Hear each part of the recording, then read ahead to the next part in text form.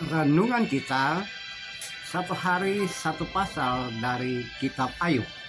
Hari ini Ayub pasal ke-42, pasal 42. Pasal 42 saya bagi ke dalam dua bagian hari ini dan besok.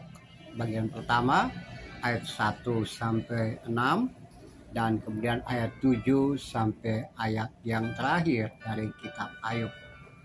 Nah, ayat 1 sampai 6 ini merupakan puisi terakhir yang dicatat dalam kitab Ayub. Sementara mulai ayat 7 narasi penutup dari kitab Ayub, kisahnya. Nah, dalam kitab Ayub ini kita tahu bersama bahwa Ayub masuk dalam kategori kitab-kitab puisi.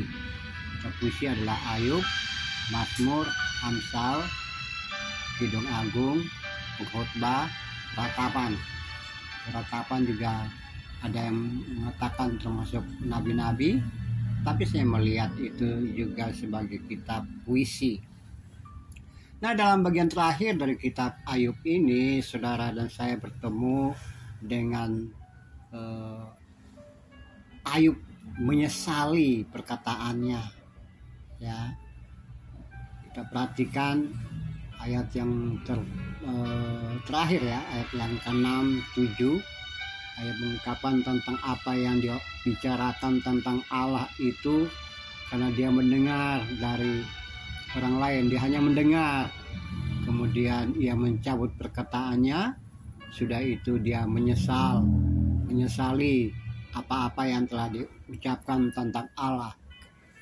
Kita tahu bersama bahwa Ayub mengungkapkan tentang ketidakadilan Allah, kemudian Allah menghukum dia, Allah mencempakkan dia, melupakan dia, dan membiarkan dia di dalam penderitaan.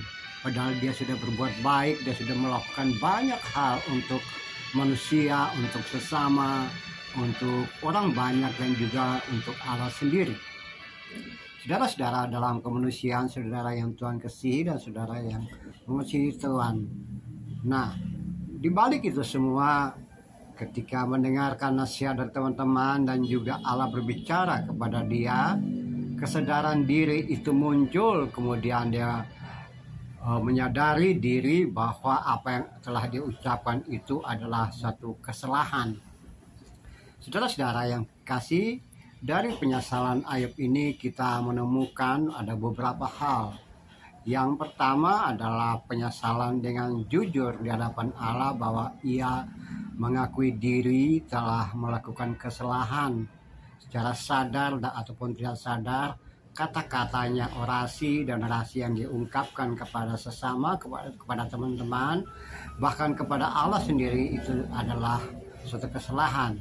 Dia menyadari diri bahwa itu adalah kesalahan yang seharusnya tidak dilakukan oleh dirinya. Dan yang kedua, Ayub menyadari diri juga bahwa apa yang diucapkan, apa yang diungkapkan terhadap Allah dan juga teman-teman, dan juga penyesalan terhadap diri sendiri itu muncul dari hal-hal yang ia sendiri hanya mendengar, bukan hasil interaksi dia dengan Allah, bukan hasil refleksi dirinya dengan Allah. Dan yang paling indah di dalam penyesalan Ayub ini adalah dia menyadari bahwa apa saja yang dilakukan Allah itu terbaik. Aku tahu bahwa Engkau sanggup melakukan segala sesuatu, dan tidak ada rencana Allah yang gagal untuk manusia. Dan dia pahami persis itu. Nah, saudara-saudara, dalam konteks seperti itulah kita bisa mengambil hikmah, menilai pelajaran rohani untuk hidup dan kehidupan kekinian kita. Yang pertama, bahwa satu penyesalan diri di hadapan Allah itu perlu kita sampaikan dengan jujur. Apapun kesalahan kita, penyimpangan kita, dosa, dan juga pelanggaran kita yang menyakiti Allah, menyakiti sesama, menyakiti siapapun. Kalau kita memohon pengampunan, maka kita ungkapkan itu dengan penyesalan yang sungguh-sungguh kepada Dia. Ia pasti mengampuni, Dia pasti memulihkan kita. Dan yang kedua yang menarik, saudaraku yang kekasih, satu kesadaran diri bahwa Allah memiliki menguasai segala sesuatu yang ada di alam semesta ini. Dan itu berarti bahwa manusia tidak boleh menyembuhkan diri dari apa yang ada pada dirinya sendiri. Bahkan kuasa dan kekuasaan manusia atau kekuasaan kita pun, kita tidak boleh bangga dan angkuh dengan itu semua. Dan yang terakhir dalam pemahaman Ayub adalah bahwa tidak ada satu rencana dari Allah untuk manusia yang gagal. Artinya bahwa manusia bergerak, apa yang dilakukan, apa yang merupakan keaktifan hidup dan kehidupannya, jika itu merupakan rencana dari Allah atau sesuai dengan rencana Allah bagi manusia, maka rencana Allah itu yang kita jalani tidak pernah gagal. Ia merencanakan langkah hidup dan kehidupan kita. Ia menentukan dan ia menunjukkan yang terbaik untuk saudara dan saya sebagai orang yang beriman, orang yang memiliki dan menyembah Dia dengan baik dan benar. Sayangnya saudaraku, kadang saudara dan saya, kita sekalian kurang setia di dalam mengikuti tapak-tapak kaki yang telah ditentukan oleh Allah untuk kita. Kadang kita tidak sabar menanti dan menunggu. Kadang kita tidak sabar mengikuti apanya maunya Allah dalam hidup dan kehidupan kita. Pengakuan Ayub ini satu pelajaran yang indah bagi saudara dan saya.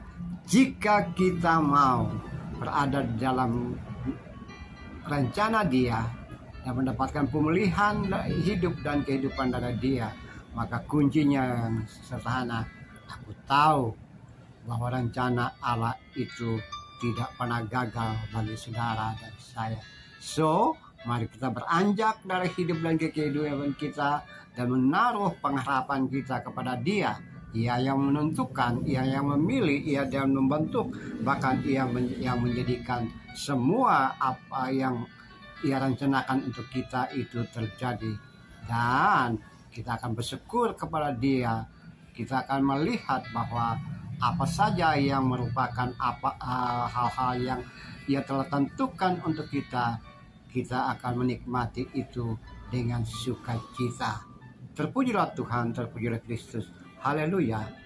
Amin.